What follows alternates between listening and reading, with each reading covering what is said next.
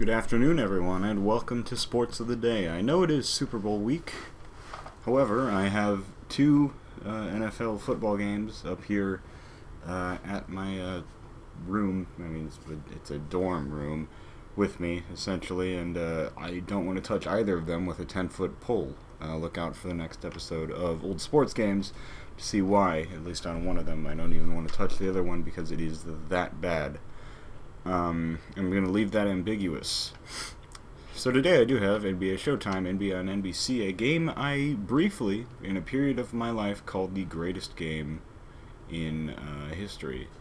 I don't remember my initials, so why don't I just start a new one up? That sounds like a great idea here on Sports of the Day. I like how you can enter initials and then say no if you want, effectively making the screen pointless.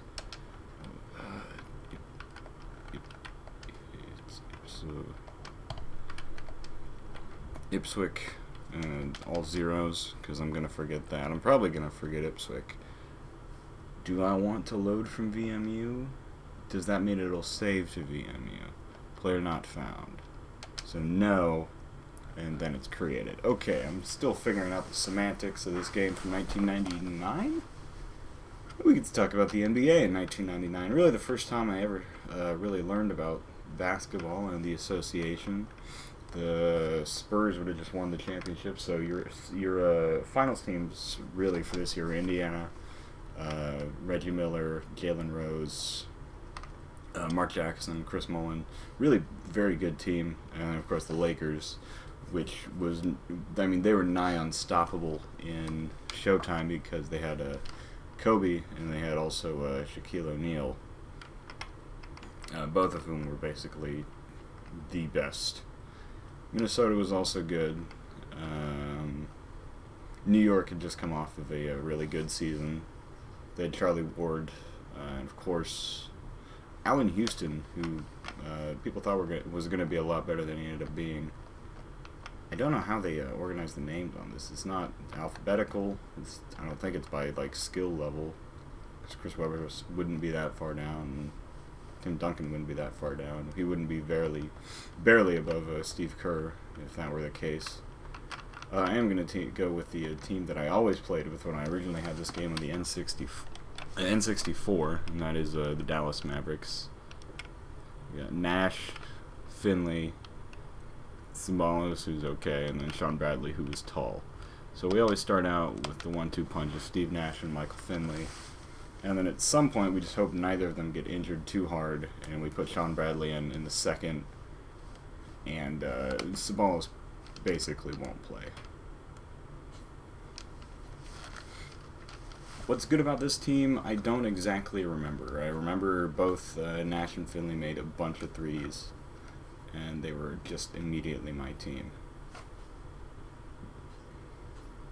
I would stick with them, and you'll notice 1999 was Dirk Nowitzki's first season, or like first real season. I mean, he had been drafted in 98, but he really didn't start coming into his own, becoming the Dirk we know, until 1999.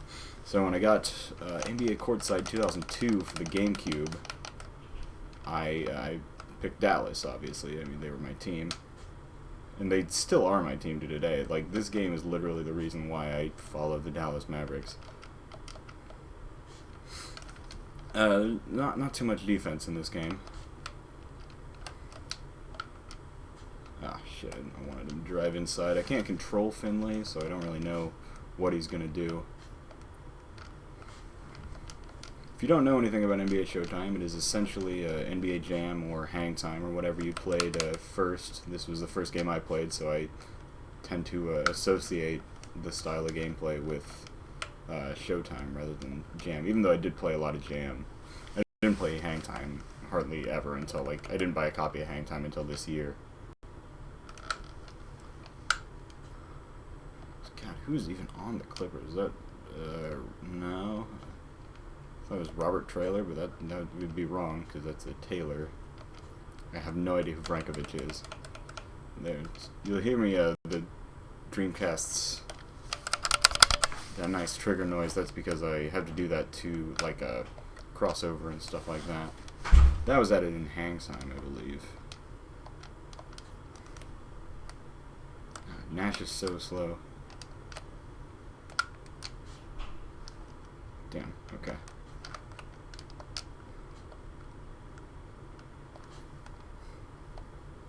Clippers are... This would have been the 99 Clippers, which was very possibly the worst sports, like, professional team of all time.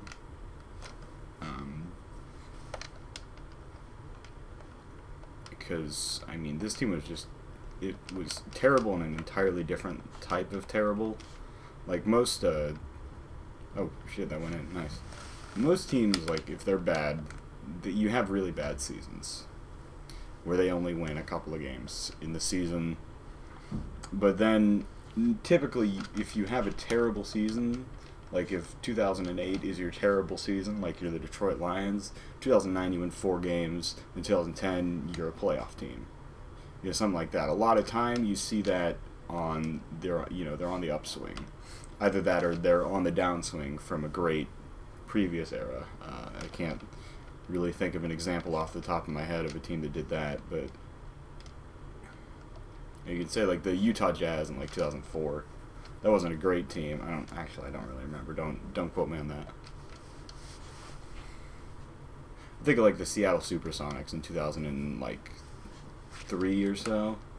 After they had Rashard Lewis, but after Gary Payton had headed to the Lakers, and that whole team, they hadn't really done very much to build off the success of those '90s teams. So all their best players just aged out or went somewhere else, and they didn't really replace them with anybody. Those are typically the two types of bad teams you have. Either that, or it's like the 2006, or oh shit, what was that? 2007. The Miami Heat were really bad, like for 1 year, and it was the year they picked up Michael Beasley in the draft. I forget what year that was, but that was because Dwayne Wade got hurt, and nobody else on the team was good. Shaq was in Phoenix by that point. And so that entire Miami Heat team was just terrible.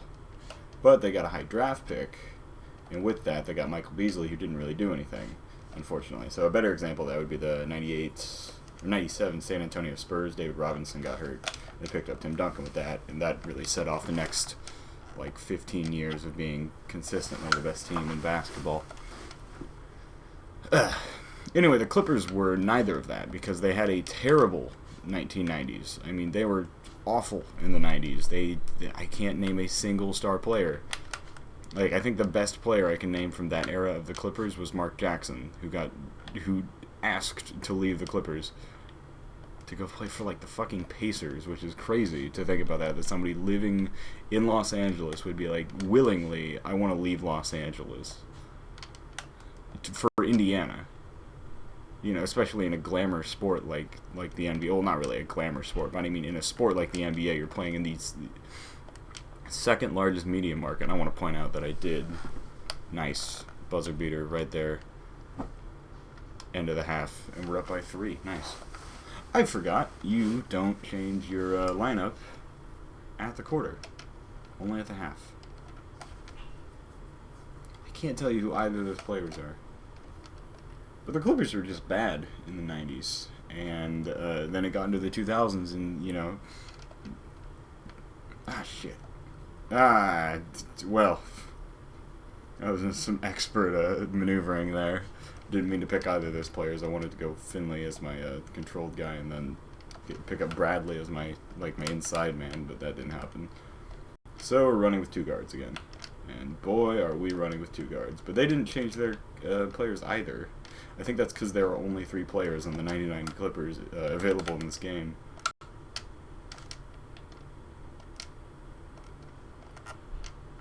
Damn. It's very difficult to be good at this, like, defensively there's just no hope for you. Ugh. I'm racking up fouls with Nash, and I just can't get anything to fall, so, fortunately. I think what Finley was known for in a lot of his career, I mean, he was in the dunk contest, and I think he lost the dunk contest, but he was in it.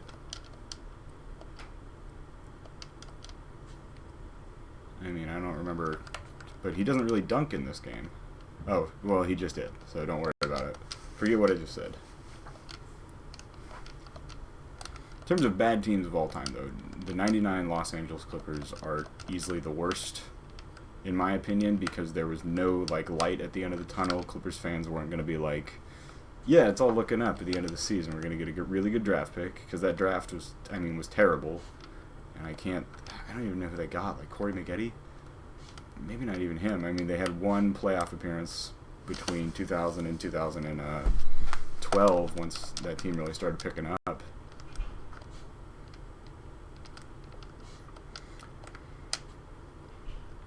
Boom! There we go. Nice. This game is hard to commentate over because there's really no defense. It's just like, there's no drama. I mean, there is drama, but these first 3 quarters are just like, hey, they scored. Alright, I scored. And they scored. And I scored. I think the next one I'm not going to go and put my initials in, so I might face a really good team. The fact that I picked a pretty bad team also does not help. But there's an alley-oop. Nice. They added alley-oops in hang time as well. They also added the double dunk. Okay, Vrankovic just going to throw up the tray there. They added the double dunk, which I still don't understand. I can't even do it in this game. I mean, I'm sure I could. The idea is, though, is that you go up for a dunk and then you pass it to somebody else who dunks it. It's effectively an alley-oop. But okay, somebody's got to shoot it. There we go.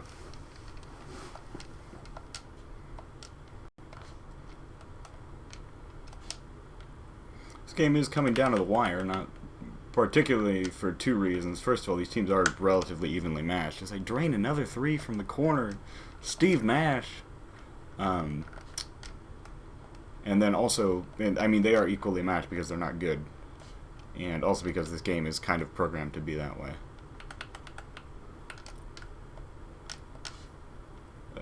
Okay, good enough.